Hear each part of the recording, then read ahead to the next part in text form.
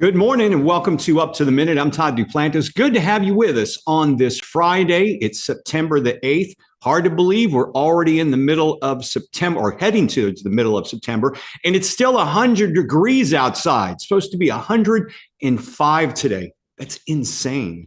One person that knows all about the insanity of the summer heat, Randy Ramsey, joining me now with her take on it. Randy, good to see you.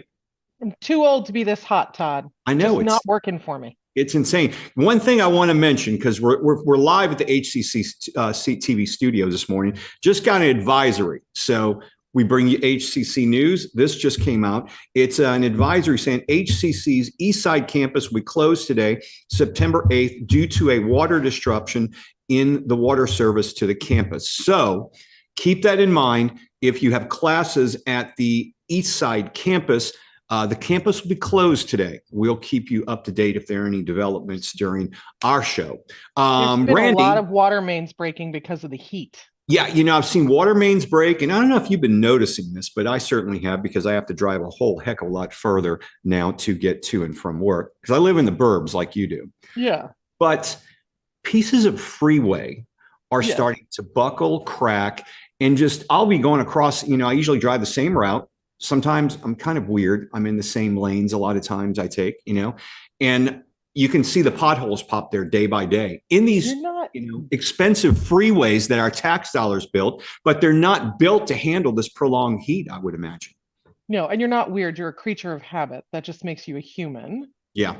I have noticed it as well. As you head out this way, it's been really bad. Those overpasses are starting to look a little sad. Yeah, they are. Yeah. And I've seen video, I haven't seen it in person, of, I believe it was one of the freeways, maybe 288 Service Road, where it literally started buckling, and they attribute it to the heat. And like you said, water mains are breaking everywhere. Just when are the blackouts going to start? Because here we are with ERCOT asking us to conserve energy. Hey, welcome to post-summer in Houston, Texas, folks. The hottest summer on record here, I believe. And crazy, but we have been here all summer.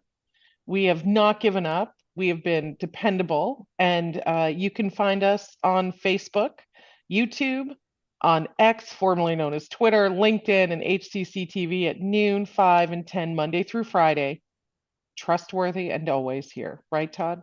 That's exactly right. Live at 10 a.m. Okay, let's get into the show. We're launching recognition of the Ewen Family Endowed Chair Award recipients, starting with one from our biology department. Dr. Remya Mohanraj is joining us now. She is the OER coordinator, professor of biology, and one of our recipients. Remya, welcome to the show. Good morning, Todd. We're looking forward to hearing all about you and about the award you received. So stick around. Randy's going to be with you in about 10 minutes. Okay, we're going to kick off things. It's, by the way, did you know, Randy, it's hashtag Film Friday as well. I did know that it's Film Friday, and I was so excited when I saw the rundown to see that Michelle was going to be here. That's right. We're spotlighting one of our local producers, directors, and writers, Michelle Mower, producer, director, and writer, and our Friday film guest. Michelle, welcome back to the show. Good to see you. Well, thank you for the invite, and I'm excited to be here. Now, last time we spoke, you just released a film directed and executive produced called The Never List. How did that wind up? How is it going with it? Well, it was a challenging film because we shot it at the end of 2018, and we, we're in post-production for a good part of 2019, finished it towards the end of 2019, beginning of 2020. And just as we were getting ready to submit the film to festivals and so forth to try to get it out there, COVID, we had COVID shutdowns and movie theaters shutdowns, film festivals shut down. Fortunately, I, at the time, owned a film sales and distribution company. So I had a little bit of an advantage over most other independent filmmakers in that I had a way to navigate that and, is a little bit better. And so one of the things that we decided to do was to submit the film to the AMC Indie program so that when the theaters did open back up, that we would have potentially have a theatrical release. And, of course, in our imagination, it's like the theaters open back up and audiences rush back to the theaters and go support film. And well, it just didn't happen that way. In December, we were released in December of 2020, and a week before our release, we had a huge surge in COVID, and we lost half of our theaters that we had been programmed. We were programmed in about 225 screens across the country, and we lost about half of those because of the shutdown, the theaters being shut down again. But it was fine. We were able to release the film in 112 screens, which was, still pretty impressive. And but not how you imagine things whenever you're, up and coming filmmaker dreaming about your theatrical release of your first movie. But the film's, now on streaming. It's on Amazon, various streaming networks that, where you can buy and rent movies. And so, anybody can watch it now if they want. Go to Amazon. We'll have some links in our social media post after the show as well, where people can check it out. Now, before that, you did several other films, and you could call it something called the Preacher series. Yes. What was that about? So I, in 2012, released my first feature film, was titled The Preacher's Daughter, and it was picked up by Lifetime and premiered on Lifetime Movie Network in August of 2012, and was the highest rated movie on Lifetime movie Network that entire year. And so naturally, Lifetime came back and said, we want another Preacher movie. So then in 2013, I shot The Preacher's Mistress that we filmed in Houston. We filmed the first movie in Houston as well. And that one did well enough that 2015, Lifetime came back and said, we want you to make another movie, Preacher movie. So, and at the same time, they were putting out like a Preacher's Daughter reality series. And so I jokingly say I created a whole franchise of Preacher movies for Lifetime's brand, and which was, was great, as a filmmaker from Houston, not living in LA or New York, just trying to build a career here in H-Town. It was great. It was great. I was able to build a career here. Didn't have to move to those cities to do that. And so then after the third movie, I think we all mutually agreed that we were done with the Preacher series. But I have since made one other movie for Lifetime. Back in 2021, we shot a film here in Houston called What Happened to My Sister, that aired on Lifetime in 2022. And in the fall of 2022, it was a sorority film that we shot primarily in the West U area. But other areas of Houston as well. So yeah, it's I've been able to make, I guess, 3 movies now in Houston, and of the five feature films that I've made, 3 were in Houston. 1 was in Canada, and 1 was in Los Angeles.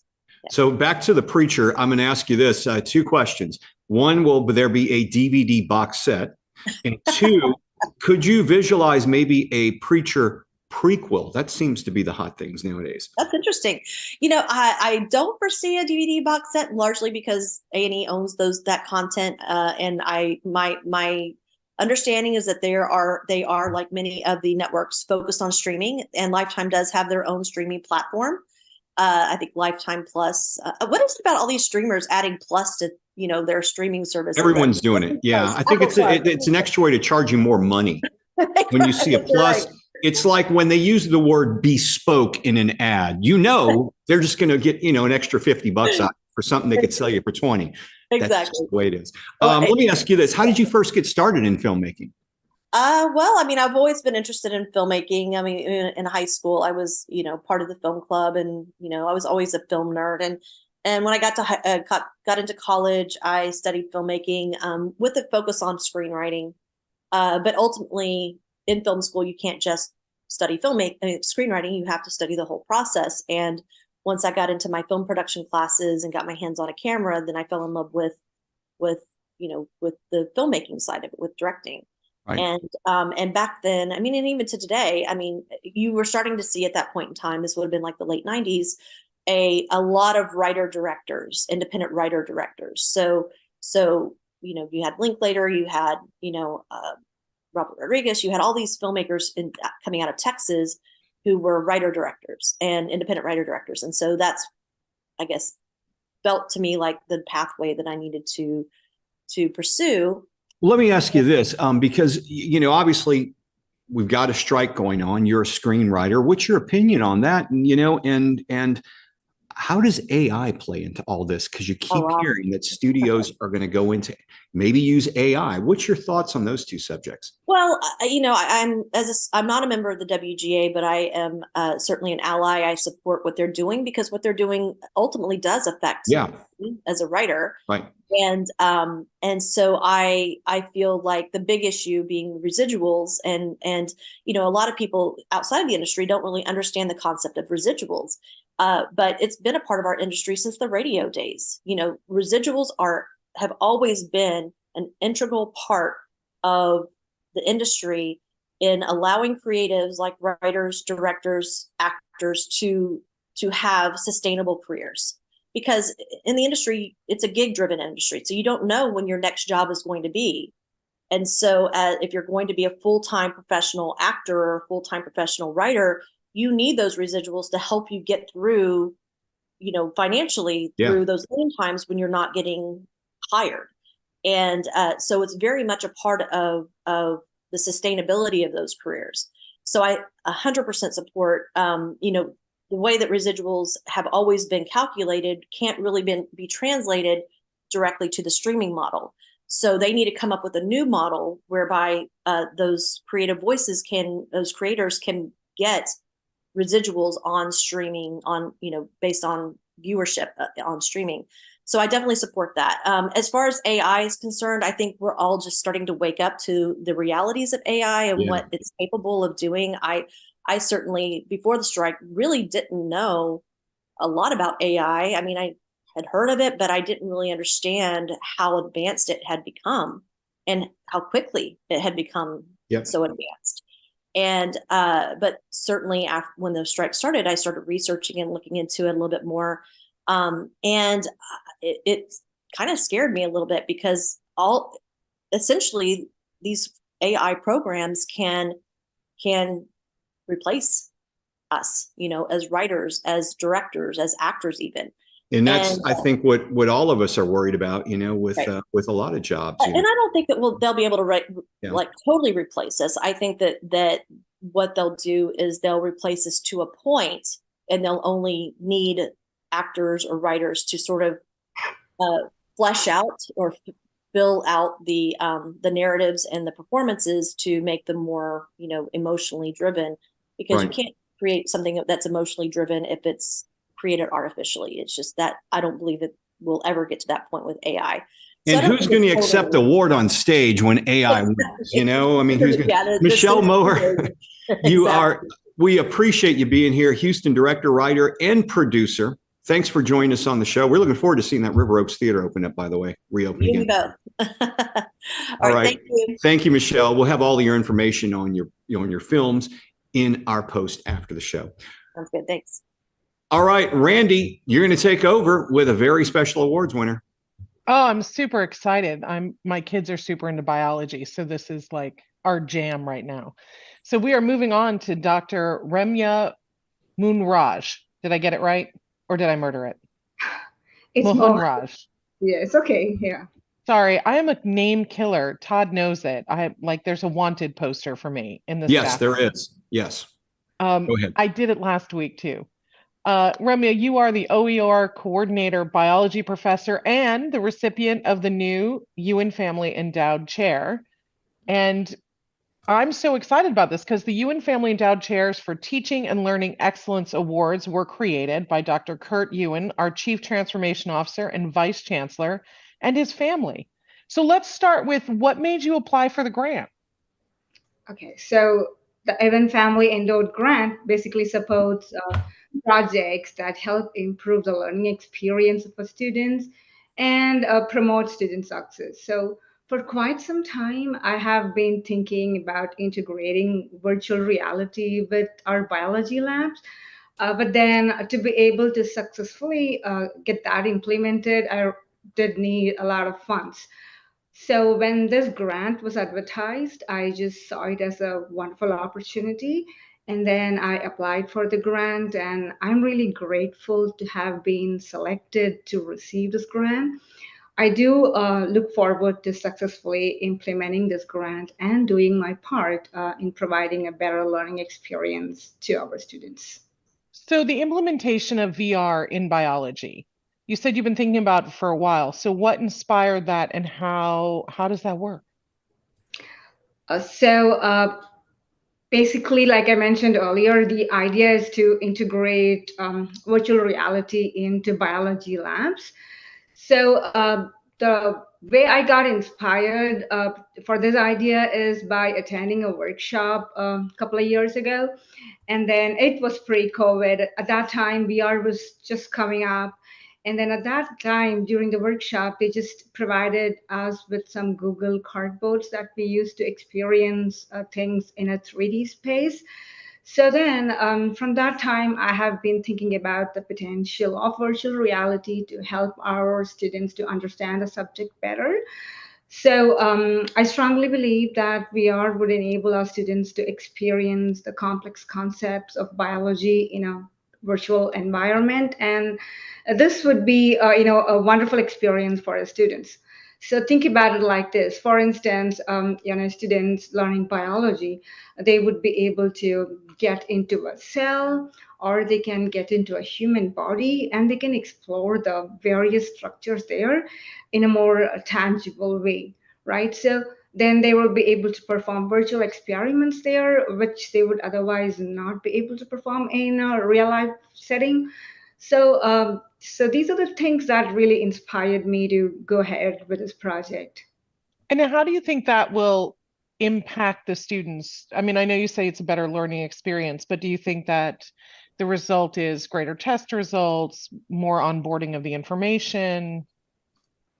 So using virtual reality in our biology labs, I think, can basically revolutionize the way in which we deliver content to our students.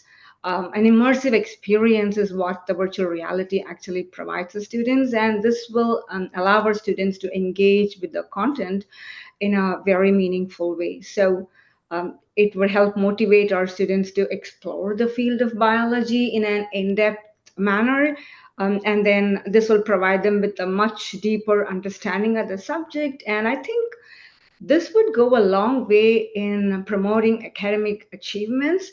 I strongly believe that projects like this will help increase student success and then encourage them to pursue careers in STEM. I think this will take biology education to the next level.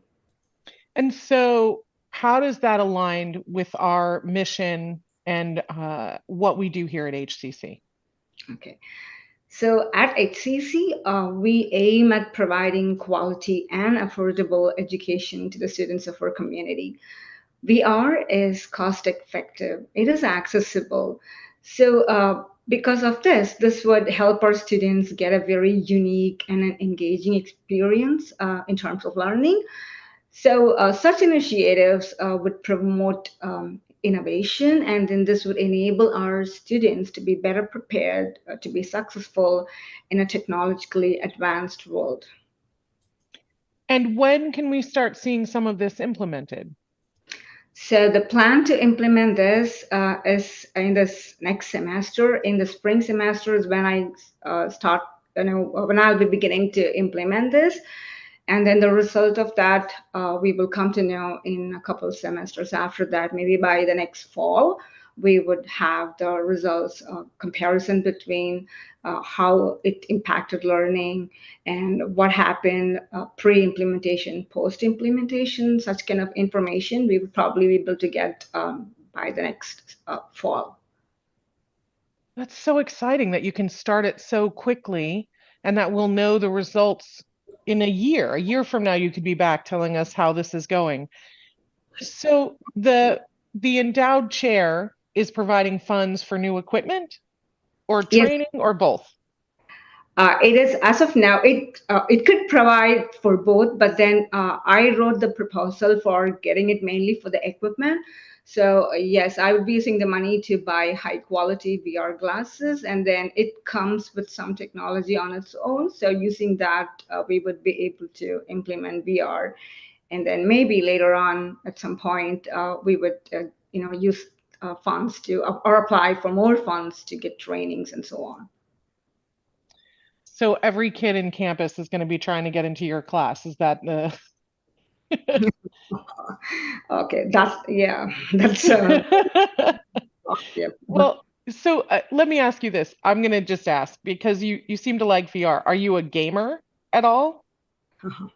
No, no. No. But maybe at the end of this experiment, you will be.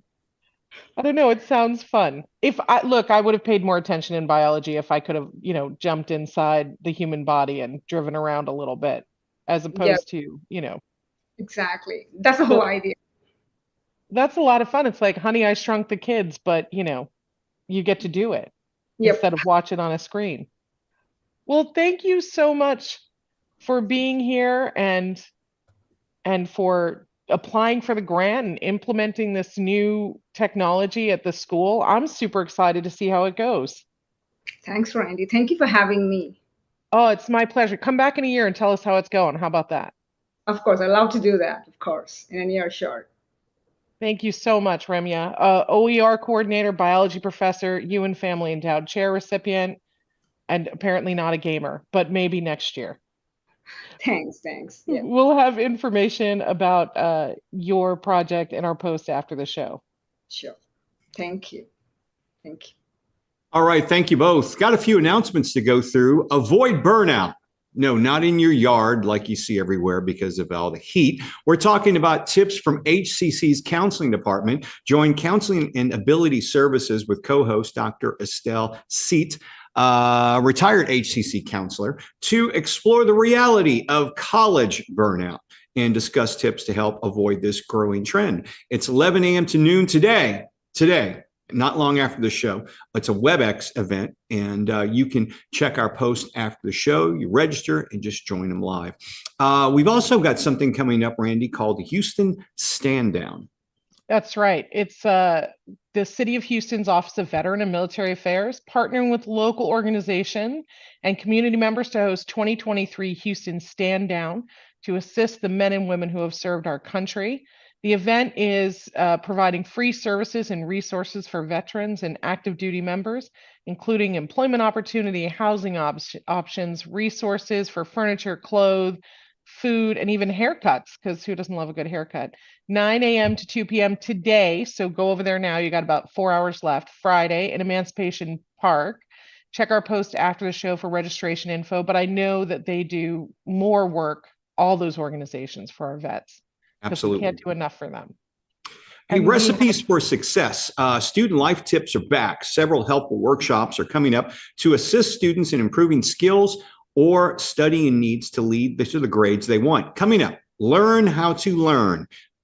That's an interesting concept. 5 p.m. Wednesday, September 13th.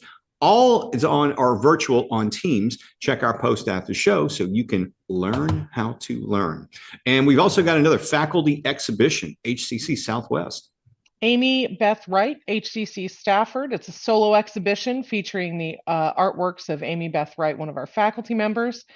This is only one of the faculty exhibitions now open around the HCC system. This one is through November 3rd at the Stafford Fine Arts Gallery. It's free. Check it out in their post after the show. Love me some free art. There you go. Let's see. If you're a student and you're expecting information on your financial aid, check your student email, because students, the important announcement from financial aid will be they will be communicating with students exclusively through your HCC email address. Be sure to check out your HCC email for all your financial aid updates. Don't forget, check it out. And you can still sign up for classes. I think September 18th coming up. Right around the corner. For the second start, September 18th. And that's the same as our regular 16 weeks. We have 5 ways to learn: online anytime, online on a schedule, hybrid in-person, and hybrid lab. Just head over to hcc.edu/apply for more info. All right. Mental Health Monday. That's coming up Monday. And the Harris Center for Mental Health and IDD returns to discuss National Suicide Awareness Month. And Music Monday is returning with the Manhattan Dolls, who will be performing this month at the 1940 Air Terminal Museum. I thought for a minute it was saying Manhattan Transfer. I'm like, wow.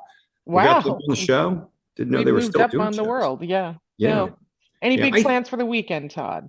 Yeah, we're going to go see go to a little bar and grill where they have some live music tonight, and try to get my wife to go sit in a movie theater. Last two times we went to a movie that was over 2 hours. She has to leave both times. So if the movie's under 2 hours, we'll go. I think we might do that. I'm going to take my kids to movies tonight. It's air conditioned and available. All right. What are you going to see? I have no idea. They just asked Okay. to go to the movies. So who am I to say no? Equalizer 3 is out. Oh, Lord, have mercy. As if the first two weren't enough. Yeah, we might. I think I might be able to talk her into going to see that tonight. So we'll see, or tomorrow night. We'll see. I'll keep you posted next week. Yeah. It'll be a surprise for us all. Yeah. All right, I'm excited. Randy, have a good weekend. Stay out of the heat. I know you'll try to. I am not meant for this. This is not, it's not right. I can't None do of us it. are meant for this. Hey, folks, try to keep cool this weekend. We'll be back on Monday morning live with Up to the Minute.